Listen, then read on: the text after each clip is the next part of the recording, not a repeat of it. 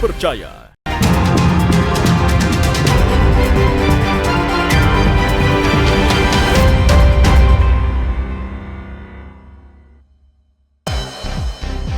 Efisiensi pembangunan infrastruktur Papua Barat Daya macet.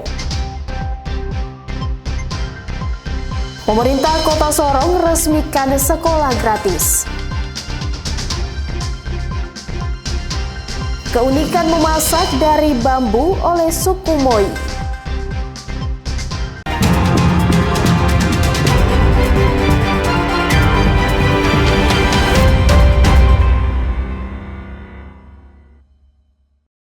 Selamat pagi saudara, apa kabar Anda hari ini? Selain ketiga informasi tadi, sejumlah informasi dan berita menarik lainnya akan kami hadirkan untuk mengisi rangkaian berita Kompas Sorong sepekan hari ini.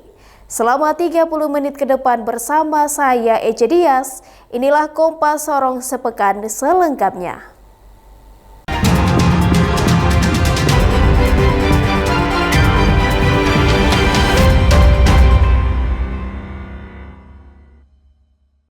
Kita awali berita utama saudara dari Jayapura.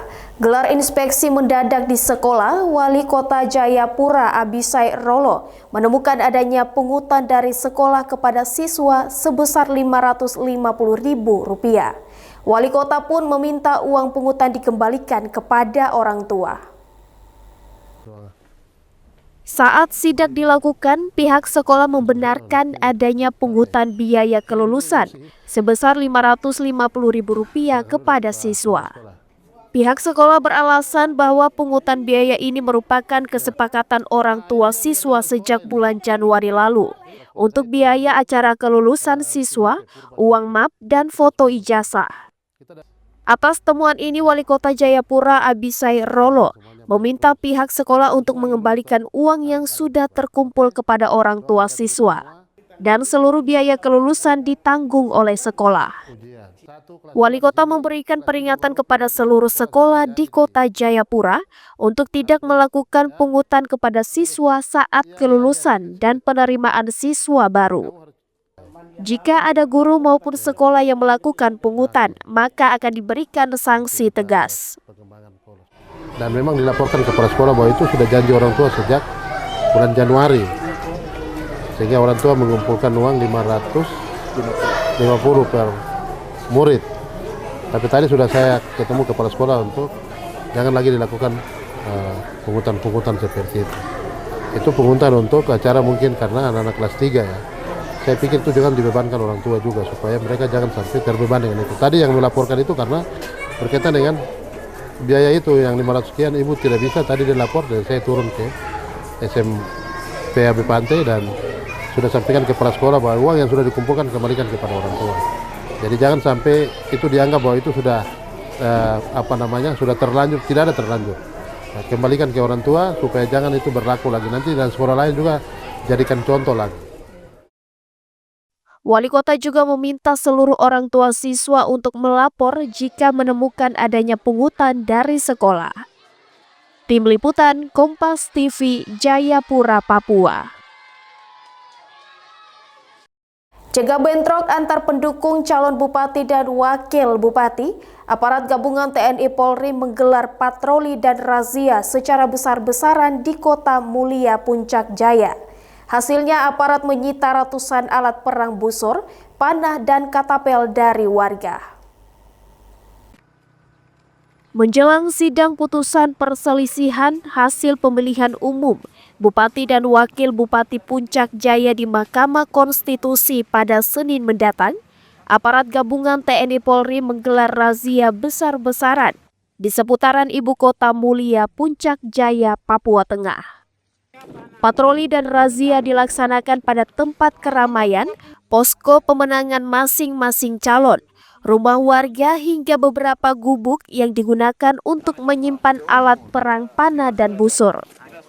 Di mana aparat gabungan berhasil menyita 30 busur panah, 345 buah anak panah, katapel, dan meriam kaleng. Kapolres Puncak Jaya AKBP Ahmad Fauzan mengatakan, Razia alat perang ini digelar untuk mencegah konflik atau aksi saling serang antara pendukung calon usai sidang PHPU di Mahkamah Konstitusi. Razia sweeping skala besar dengan harapan meminimalisir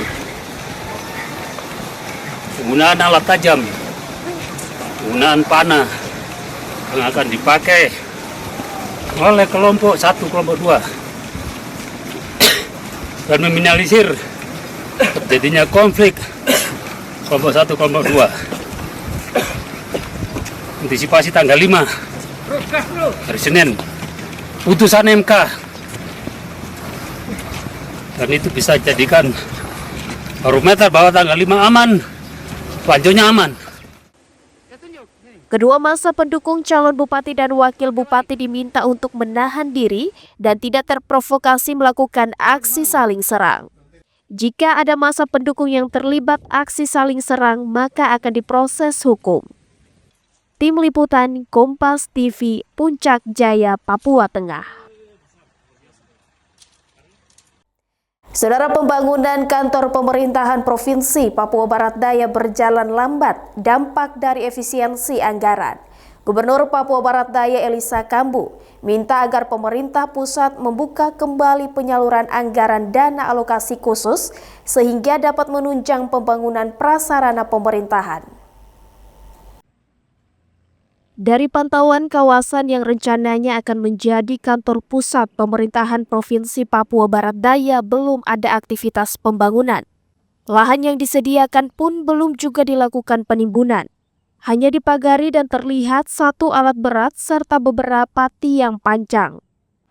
2 tahun lebih berjalannya pemerintah Provinsi Papua Barat Daya, pembangunan infrastruktur prasarana pemerintahan, kantor pemerintahan belum juga membuahkan progres. Hal ini disampaikan oleh Gubernur Papua Barat Daya Elisa Kambu saat pertemuan bersama Komisi 2 DPR RI. Gubernur Papua Barat Daya Elisa Kambu bilang saat ini anggaran 1,4 triliun yang diberikan pemerintah pusat hanya untuk 3 kantor, yakni kantor gubernur, DPRD, dan MRP. Sedangkan untuk 22 kantor OPD belum dapat dilakukan pembangunan. Bapak ini APBN hanya untuk 3 gedung. Gedung kantor gubernur, kantor CPM, MRP. OPD, ya sampai hari ini kita belum bisa bikin apa-apa, apalagi sudah tinggal 1,4 tadi. Itu kita belum bisa berbuat banyak. Sementara itu, Ketua Komisi 2 DPR RI menjelaskan, tugas Komisi 2 tidak hanya mengesahkan daerah otonom baru, namun juga memastikan bahwa seluruh implementasi undang-undang berjalan baik. Salah satu tugasnya memastikan infrastruktur sarana pemerintahan Provinsi Papua Barat Daya dibangun. Selain itu, Komisi 2 akan berupaya menaikkan dana otonomi khusus agar bisa memenuhi kebutuhan yang ada, khusus bagi daerah otonomi baru. Kami paham betul bahwa setelah dibentuk 4 provinsi baru di tanah Papua, menggenapkan dari 2 menjadi 6 provinsi di tanah Papua ini, dana otonomi khususnya tidak bertambah, tetapi kemudian pembaginya menjadi lebih banyak. Hal-hal ini saya kira juga terjadi pada sektor pembangunan yang lain, dan karena itu kami sangat concern untuk melihat bagaimana hal ini, dan tentu dengan kewenangan yang kami miliki terutama di bidang budgeting atau anggaran, kita berupaya dana otsus bisa kita perbesar dan porsinya bisa kembali mensejahterakan. Komisi 2 berjanji akan berupaya selain mempercepat realisasi anggaran, mereka juga akan melakukan koordinasi bersama sejumlah kementerian dan lembaga agar fungsionalisasi berjalan baik. Flora Batlayeri, Kompas TV, Sorong, Papua Barat Daya. Pemerintah Kota Sorong resmikan sekolah gratis. Nantikan informasi selengkapnya usai jeda berikut ini.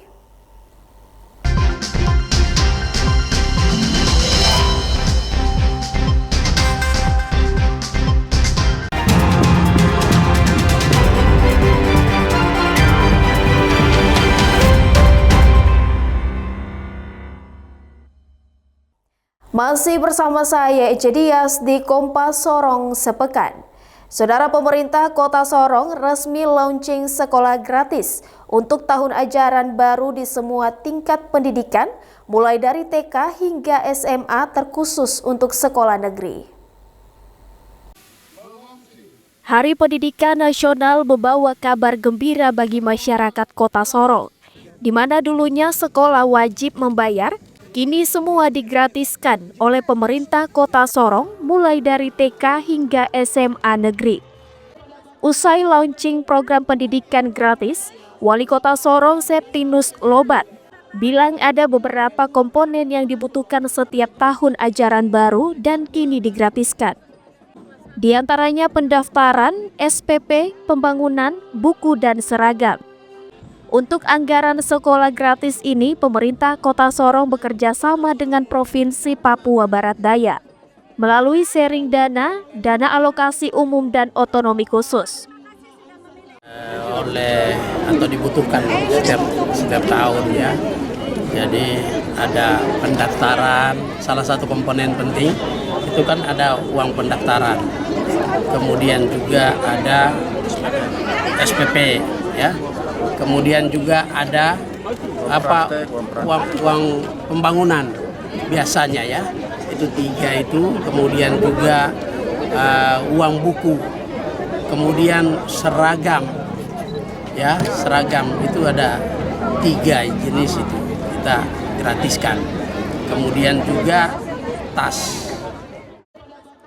Sementara itu, salah satu orang tua murid mengaku senang adanya sekolah gratis ini. Khusus bagi mereka yang berpenghasilan rendah sangat membantu agar anak-anak mereka bisa mendapatkan pendidikan yang layak. Bagus sekali untuk anak-anaknya untuk sekolah gratis. Jadi tahun-tahun ke depan tidak ada yang pakai uang untuk bayar uang di sekolah. Ini bagus sekali karena ini mulai terjadi sekali di Kota Sorong. Bapak tadi mendaftar apa saja Bapak? Ini nanti mendaftar ke SMP Negeri 7. Tadi digratiskan apa saja Bapak dapat? Digratiskan tas, baju, dengan buku. Tahun ini ada kurang lebih 16.000 siswa baru yang ditargetkan akan mendapatkan program sekolah gratis. Ini merupakan komitmen pemerintah Kota Sorong, sehingga sekolah diwajibkan untuk melaksanakan program tersebut. Flora Barlayeri, Kompas TV, Sorong, Papua Barat Daya. Peringati Hari Pendidikan Nasional, siswa-siswi dan guru di Kabupaten Manokwari tampil memukau mengenakan busana dan aksesoris adat Nusantara, di mana bertindak sebagai pembina upacara Bupati Manokwari Hermus Indo. Upacara memperingati Hari Pendidikan Nasional tahun 2025 di Kabupaten Manokwari berlangsung hikmat. Para siswa, guru, dan ASN yang mengikuti upacara mengenakan busana adat dari daerah masing-masing. Pada peringatan Hari Pendidikan Nasional tahun 2025, dunia pendidikan di Kabupaten Manokwari harus terus berbenah.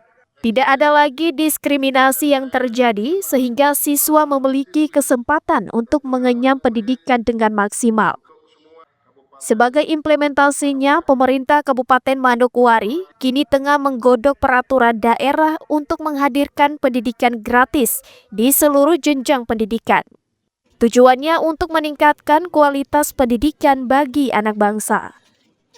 Dan kita memastikan pendidikan gratis ini bisa berlangsung baik di Kabupaten Manokwari. Tahapan dari implementasi program tersebut telah kita mulai dengan menyusun regulasi daerah, terutama peraturan daerah, dan akan kita dahului dengan peraturan bupati dulu, karena menunggu supaya perdanya bisa secepatnya bisa diselesaikan. Bupati Manokwari Hermus Indo menegaskan, setelah diberlakukannya program pendidikan gratis, lembaga pendidikan tidak dibenarkan untuk memungut biaya apapun dari siswa. Tim Liputan Kompas TV, Manokwari, Papua Barat. Sementara itu, saudara, di Ambon, Maluku, rayakan Hari Pendidikan Nasional 2 Mei 2025, Gubernur Provinsi Maluku Hendrik Lewerisa mendorong gerakan menanam cabai dengan membagikan 1.000 anakan cabai kepada sejumlah sekolah di kota Ambon maupun masyarakat yang melintas di ruas jalan Patimura. Penyerahan 1.000 anakan cabai kepada seluruh perwakilan sekolah maupun masyarakat yang melintas di ruas jalan Patimura dilakukan Gubernur Maluku Hendrik Lewerisa bersama Forkopimda Maluku usai apel peringatan Hari Pendidikan Nasional 2 Mei 2025 di lapangan Merdeka Kota Ambon, Maluku. Kegiatan mendorong gerakan menanam cabai di sekolah-sekolah maupun di lingkungan masyarakat sebagai upaya untuk mengendalikan tingkat inflasi yang terjadi di Maluku, khususnya Kota Ambon.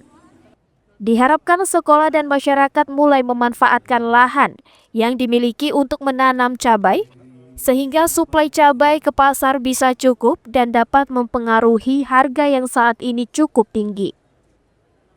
Kami memonitor tingkat inflasi hari ini. Yang paling tinggi itu adalah komoditi cabai. Padahal di Maluku ini kan lahan-lahan subur yang terbengkalai dan belum diproduktifkan itu kan banyak sekali. Misalnya kita memulai dengan menggerakkan gerakan menanam cabai di sekolah-sekolah.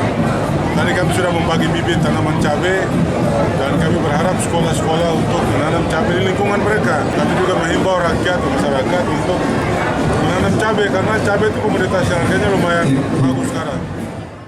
Itu memang kita sudah siapkan. Selama ini ada beberapa tanaman yang sudah kami buat, kami tanam. Nah, kebetulan dapat bantuan dari pemerintah Provinsi Maluku, maka kita akan lanjutkan untuk ditanam kembali di area-area yang memang masih kosong yang kita siapkan untuk menanam bibit. Selain penyerahan anakan cabai, pada momen Hardiknas tahun ini juga Pemprov Maluku menyerahkan bantuan alat musik tradisional berupa ukulele dan totobuang kepada sejumlah sekolah. Tim Liputan Kompas TV, Ambon, Maluku. Keunikan memasak dari bambu oleh suku Moi. Nantikan informasi selengkapnya usai jeda berikut ini.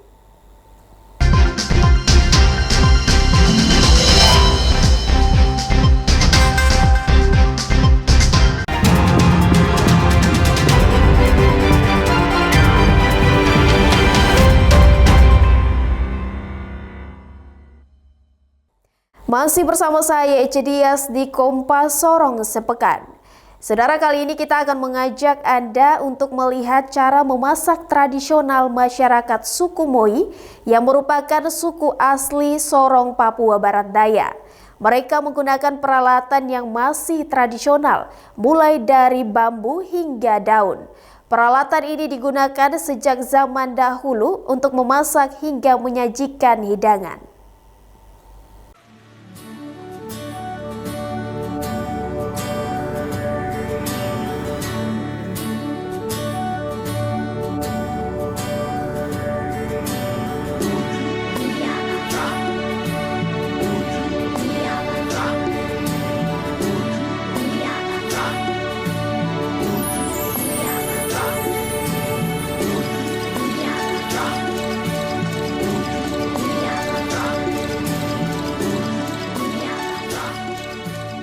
Saudara, saat ini saya akan mengajak Anda melihat cara memasak tradisional dari suku Moi yang merupakan suku asli di Sorong, Papua Barat Daya. Dan saat ini lagi hujan dan saya menggunakan koba-koba yang merupakan alat pelindung zaman dahulu dari suku Moi di Sorong, Papua Barat Daya.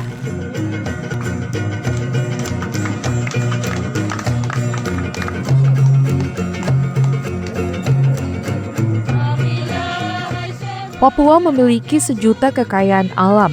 Tak heran, sejak zaman dulu, masyarakat suku Moi yang merupakan suku asli Sorong memanfaatkan hasil hutan menjadi alat masak, pengganti wajan dan panci. Salah satunya dengan menggunakan bambu.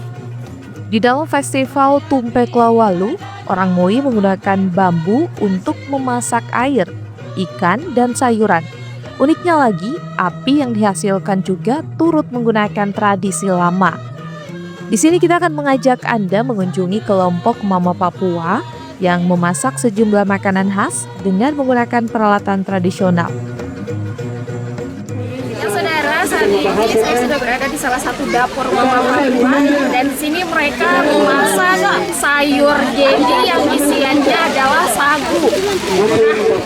Sagu diisinya ada ciri khas sendiri dari makanan ini yang diikat dengan menggunakan daun serai, dan daun serai ini juga terpilih tidak sembarang daun serai, dan juga ada rempah-rempah. Rempah-rempah ini juga terpilih dari pohon. Ya. Kiskis dari kiskis. Kiskis kan? Ya. Ini sebagai pengganti rempah-rempah untuk memasak. Namanya kebik. Oke. Ini dia yang saudara-saudara. Yang belum jadi yang ini akan diproses dan akan dijadikan seperti ini. Di mana menu yang dimasak yakni ikan gabus kuah atau yang disebut aikan, kemudian sayur gedi dan papeda. Untuk proses memasak sayuran ini hanya dengan cara dibungkus, kemudian digulung menyerupai ukuran bambu, dan ditambah kulit kayu bawang sebagai pengganti bawang, yang selanjutnya dimasukkan ke dalam bambu. Untuk ikan gabus kuah, cara memasaknya juga sama. Ikan yang telah dibersihkan akan dimasukkan ke dalam bambu dengan sedikit air. Bambu yang telah diisi bahan makanan ini selanjutnya akan dimasak pada tungku api yang telah disiapkan. Ikan gabus disebut aidan. Jadi disebut dalam bahasa Moinya itu kibik. Jadi semua proses pemasakannya dibuat dalam bambu. Jadi mulai dari air panas untuk papeda, ikan, dan juga gedi, kita buatnya semua betul dalam bambu. Proses masak untuk suku Moinya kita buat dalam bambu. Pada dulu orang-orang tua dulu masaknya tidak pakai panci atau ini, tapi kalau untuk papeda biji-biji atau sulung ini dulunya ditaruh di air panasnya dipakai panci atau kuali. Selain memasak ikan gabus, ada juga ikan sembilan yang sama jenisnya seperti ikan lele atau ikan air tawar. Kemudian ulat sagu hingga sagu yang diolah menjadi beberapa jenis makanan. Tidak hanya peralatan masak yang menggunakan bambu, melainkan tempat makan juga menggunakan beberapa dedaunan untuk mengganti piring atau sendok. Kegiatan memasak tradisional yang dikemas dalam festival Tumpek Lawalu mau menunjukkan tentang kebudayaan suku asli Moi agar tidak dilupakan oleh generasi penerus. Selain itu, mengingatkan kembali tentang pemanfaatan pangan lokal dari hasil hutan yang ada. Jadi sedangkan pangan lokal itu sendiri generasi kita tuh sebenarnya sudah lupa dan sudah tidak tahu karena orang tua belum menceritakan dan belum menurunkan apa nih yang dulu kita makan. Jadi kegiatan ini sekaligus kita mengajarkan kepada generasi bahwa sebenarnya hutan kita ini menyimpan banyak sekali makanan yang selama ini kita makan. Cuma karena perkembangan zaman, kita juga sudah mulai mencintai makanan-makanan dari luar, sehingga makanan kita sendiri yang bercerita tentang ciri khas orang Papua tuh jadi hilang. Jadi saat ini kita mencoba untuk mengangkat kembali kearifan lokal yang memang dulu ada di Papua atau khususnya kita tanah Moi, dan itu juga bisa menjadi sampai kapanpun cerita ini tidak hilang. Diharapkan wisatawan yang berkunjung ke Sorong bisa mengetahui makanan khas suku Moi dan cara memasak. Selain itu dapat juga mengetahui adat istiadat suku Moi di Papua Barat Daya. Nah saudara, itu tadi aktivitas memasak tradisional. Tujuannya untuk mempertahankan budaya kearifan lokal masyarakat suku Moi di Kota Sorong. Ejedias Flora Batlayeri, Kompas TV, Sorong, Papua Barat Daya. Dan saudara, informasi tadi sekaligus menutup perjumpaan kita dalam Kompas Sorong sepekan episode hari ini. Saya Ica Dias mewakili seluruh tim redaksi yang bertugas undur diri dan berterima kasih atas perhatian Anda. Sampai jumpa. Kompas TV, independen terpercaya.